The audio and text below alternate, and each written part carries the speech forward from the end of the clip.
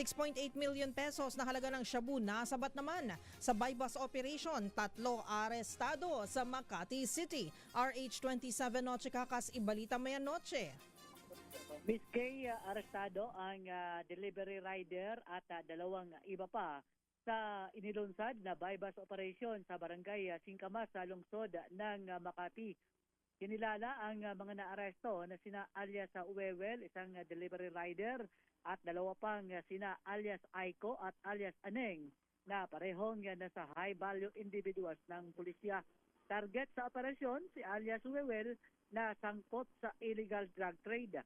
Mahigit 1 kilo ng hininalang shabu ang nasabat na may kabuang halaga ng 6.8 million na pesos. Sa sampahan ng reklamong paglabag sa RA 9165 ang mga suspect. RH27, Chikakas, DCRH, una sa Pilipinas, una sa Pilipino.